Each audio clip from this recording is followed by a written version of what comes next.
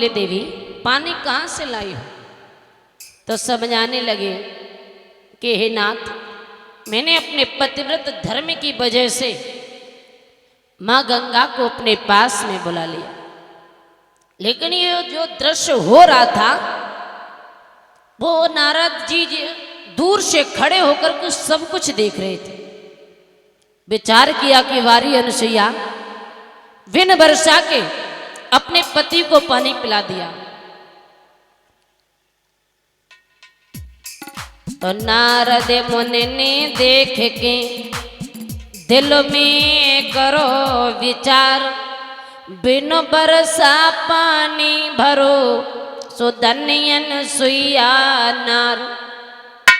खड़े खड़े ही रह गए बीड़ा लई उठाए, जय अनुसुईया जय अनुसुईया रटना दई लगाए। उसी समय नारद जी ने बीड़ा को उठाया, नारायण कहना तो भूल गए, जय अनुसुईया का गुणगान करने लगे। अब वहां से चल दिए, चलते चलते महाराज स्वर्ग लोक में पहुंचे। किस जगह पर? नारद जी उस जगह पर पहुंचे जिस जगह पर तीनों देवियां बैठी हुई थी। कौन कौन? ब्रह्माणी, लक्ष्मी और पार्वती।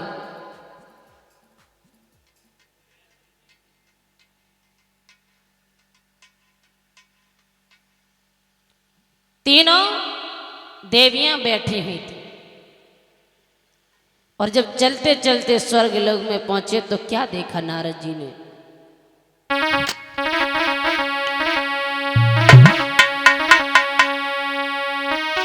स्वर्ग लोक गए आई रे, और जहां बैठी तीनों नारी।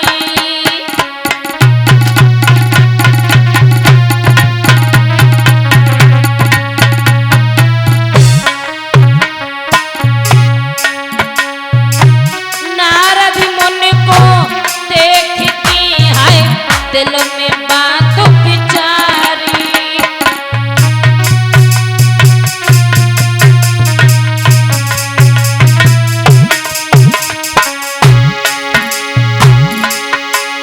महाराज कहियो नारद से समझाई, गोपति बिरता सबसे ऊंची दियो हमें बताई।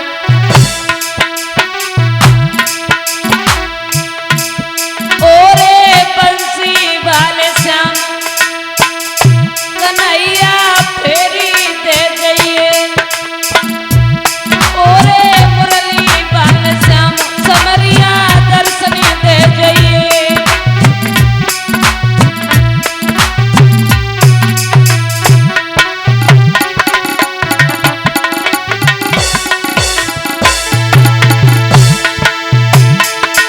एक फेरी दे जाइए रे सभा में दर्शन दे जाइए, ओरे बंसी वाले श्याम कन्हैया फेरी दे जाइए।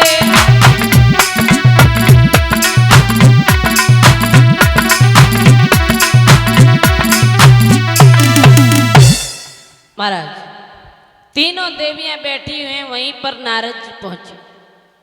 तीनों ने जब नारद जी को आते हुए देखा तो कहने लगी, बहन नारद जी आ रहे हैं, ऐसा करो ये सारे संसार में घूमते हैं तो इनसे ये पूछो कि सबसे बड़ी पतिव्रता स्त्री कौन है। जब नारद जी बिल्कुल पास में पहुंचे तो ब्रह्माणी कहने लगी, लला नारद मुझे एक बात बताओ। बोले बोलो मैया। बोले तुम सारे संसार में घूमते हो तो ये बता दो कि सबसे बड़ी पतिव्रता स्त्री कौन है। अब नारद जी तो अभी दृश्य देख करके ही आ रहे हैं कि अनुसुईया ने बिन वर्षा के पानी पिला दिया, तो चुपचाप खड़े रहे, कुछ नहीं बोले। समय व्यतीत हुआ, लक्ष्मी कहने लगी, नारद जी अरे ऐसे चुप क्यों खड़े हो, कुछ तो बोलो। ये बताओ कि संसार में सबसे पतिव्रता स्त्री कौन है? नारद जी फिर भी नहीं बोले। तीनों देवियां जिद पकड़ गई, कहने लगी नारद जी तुम्हें बताना तो पड़ेगा। लेकिन ब्रह्मांडी हृदय में ये विचार कर रही है कि नारद जी सबसे बड़ी पतिव्रता स्त्री हमें बताएंगे। लक्ष्मी सोचने लगी कि ये मुझे बताएंगे, पार्वती हृदय में विचार कर रही है कि मुझे बताएंगे। तीनों देवियां सोच रही हैं, लेकिन नारद जी ने एक शब्द नहीं बोला। जिद पकड़ गई, कहने लगी नारद जी तुम्हें बताना पड़ेगा। नारद जी कहने लगे देवियों, अगर तुम हमसे पूछ रही हो कि संसार में सबसे बड़ी पतिव्रता स्त्री कौन है, तो मैं तुम्हें बता रहा हूं, सुनो।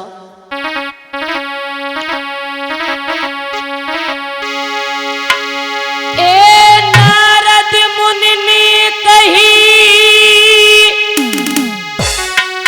सुनो सब सही दिए बतलाई,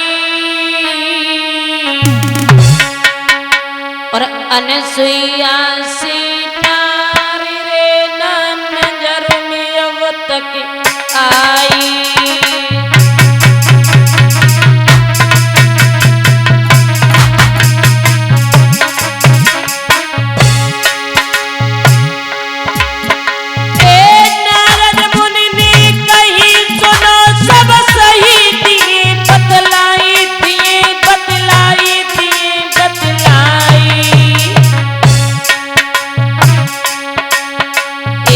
अनसुईया सी नारी रे नजर में अब तक आई।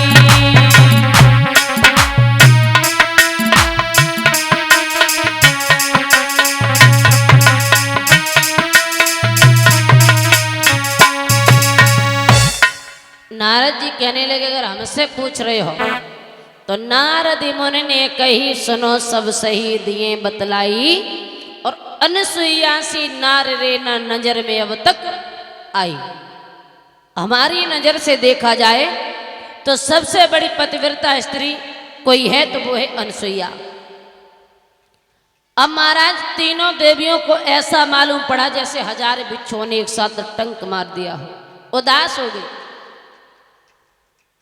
लेकिन परीक्षित महाराज याद रखना कि उनकी ही बहू यानी ब्रह्मा जी के पुत्र थे अत्रिमुन, उनकी पत्नी थी अनसुईया, उनकी ही बहू और उससे भी गिरड़ा। भला आजकल की देवियां क्या करेंगे? तीनों देवियां उदास हो गई। संध्या का समय हुआ, जब देवता महलों में आए तो उदास होने का कारण पूछा। जब उदास होने का कारण पूछा तो देवियां कहने लगी कि नारद जी आए थे और मैंने उनसे ये पूछा है कि पतिव्रता स्त्री कौन है, तो वो अनसुईया को बता करके गए। कुछ भी करो और क्या करना है ये मुझे नहीं पता, उसके सतुत्व को डिगा करके आओ, उसके पतिव्रत धर्म को नष्ट कर दो। देवता समझ गए कि ये देवियां जिद पकड़े हैं और किसी की बात नहीं मानेंगे। विचार किया कि जाना तो पड़ेगा, लेकिन अगर हम अपने भेष में जाएंगे तो अनसुईया पहचान लेगी। तो तीनों देवताओं ने, ब्रह्मा विष्णु महेश ने सलाह मिलाई और संत का भेष धारण किया। जब तीनों देव संत का भेष धारण करने के बाद में अपने अपने हाथों में कमंडल लिया और चल दिए। चल करके मां अनसुईया के यहाँ पर आवाज लगाने लगे कि माताम भिक्षाम देई, हे मां मुझे भिक्षा दे दो। तो तीनों देव महाराज आज संत का भेष धारण करके मां अनसुईया के यहाँ पर कैसे भिक्षा को मांग रहे हैं।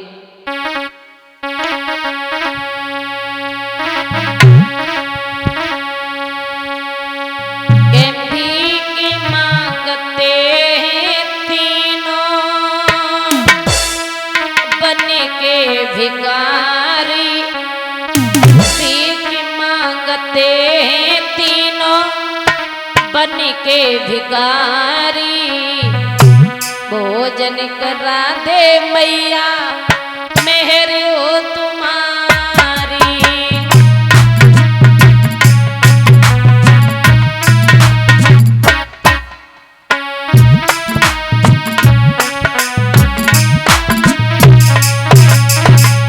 कैसे आवाज लगा रहे हैं,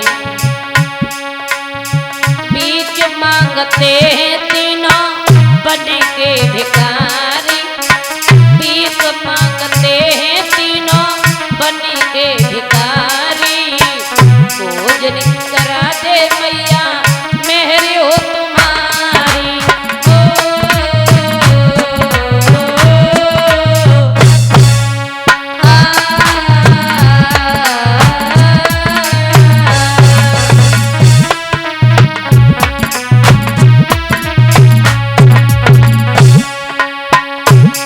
आवाज लगाई है कि माँ मुझे भिक्षा दे दो। तो अनसुईया ने जैसे ये शब्द सुने तो महाराज क्या किया,